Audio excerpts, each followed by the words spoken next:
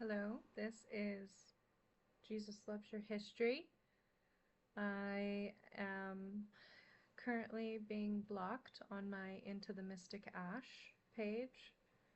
I've been put in timeout with a strike. Can't produce any content whatsoever for a week. Okay, so we're over here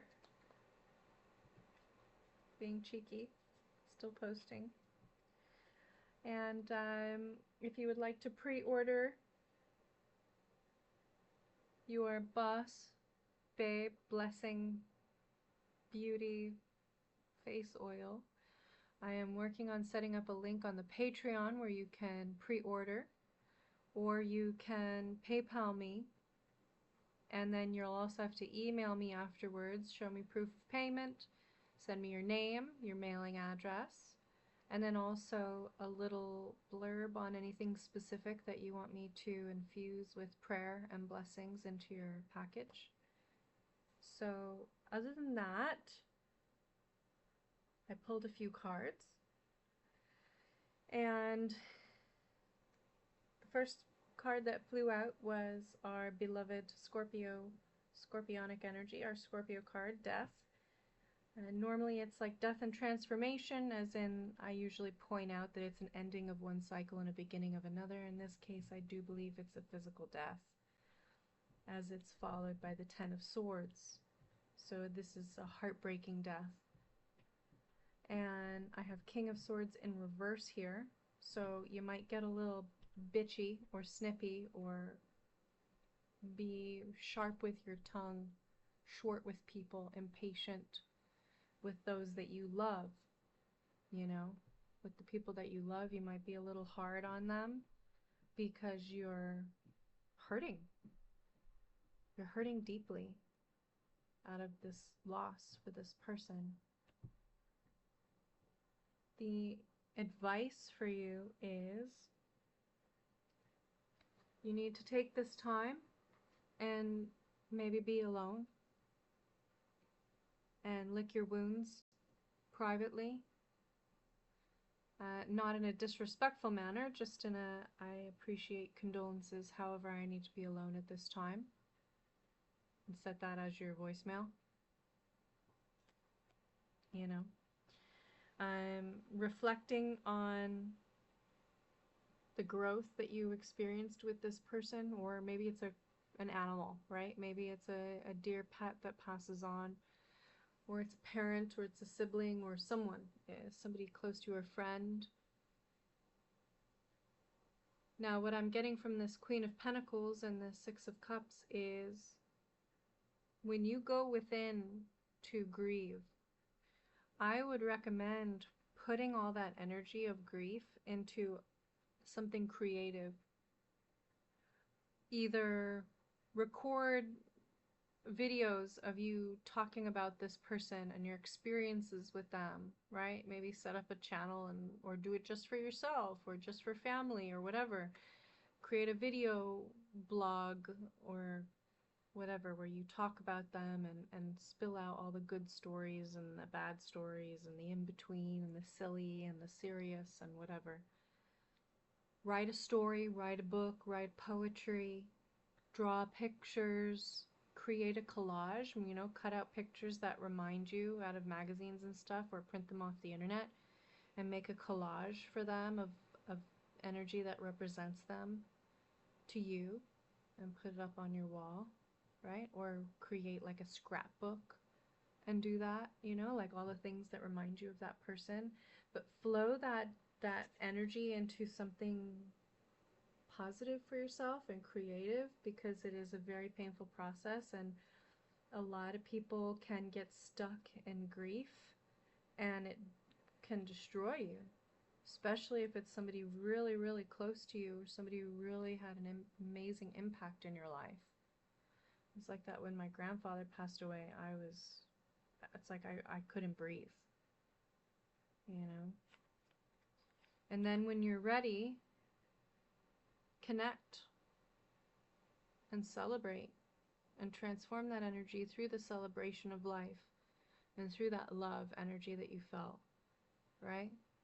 So let's say somebody dies on a Monday or a Tuesday or whatever, and the service or the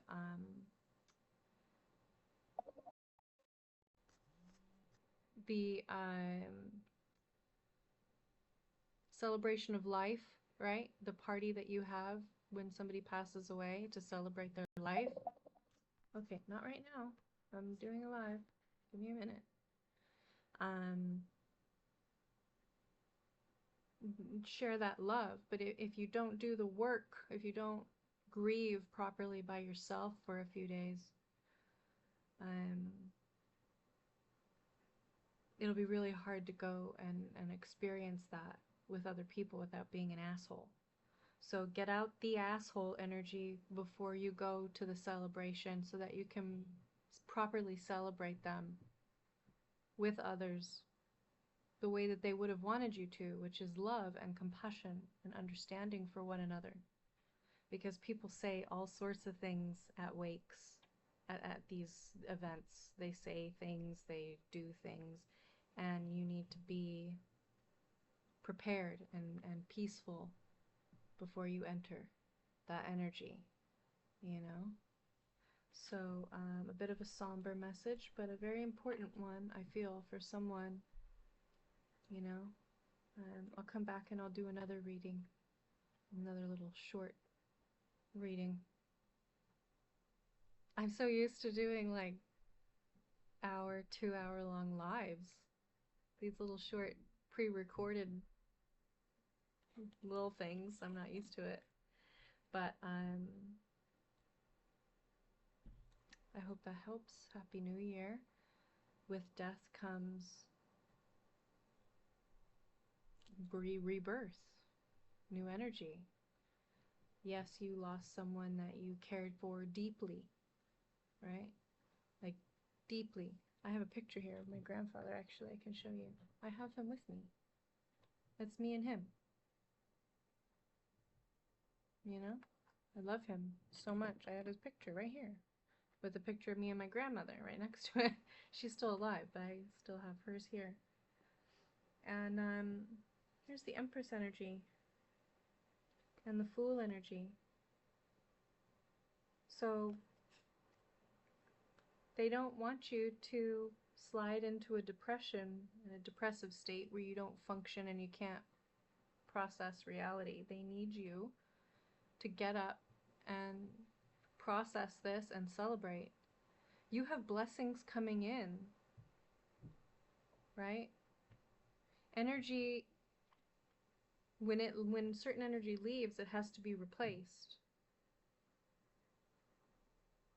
Right? You can't just have like an empty space. The empty space must be filled. That's why when you have a black hole, things get sucked into it.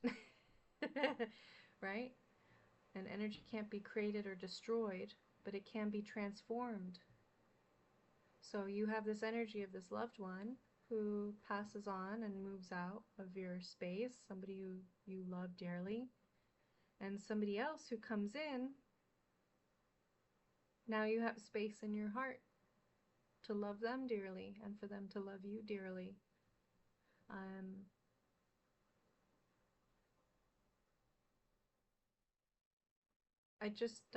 I want you to have faith that this void that you're feeling, you need to fill it for yourself first, but that God will provide something amazing to you on a silver platter, present it to you, and say, here, let's fill that space. But you have to be in a receptive mode, and you have to work on healing yourself first. Otherwise, you're just going to attract more hurt. You know, God will give you what your energy is giving out. So if you're releasing frustration and fear and anger and all this, you're going to attract something negative. But if you are releasing the energy in a positive way and saying, I was so blessed to have them in my life, they're in a better place, they're not hurting anymore, they would want me to be happy and be filled with love and peace and connect with people who are loving and peaceful, and right? You're going to bring that in. So take this time to yourself to build yourself up so that when you're opening up, you attract healthy, wonderful things to fill that space for you. Because something will fill that space. The space will be filled regardless. Just make sure you're in a healthy energy so that when the space is filled, it's filled with something that's healthy. You attract what you are, right? So be forgiving, be loving, be compassionate, be understanding for yourself so that you attract somebody who is also like that. You know? Love yourself for who you are, and you attract somebody who loves you as you are. So,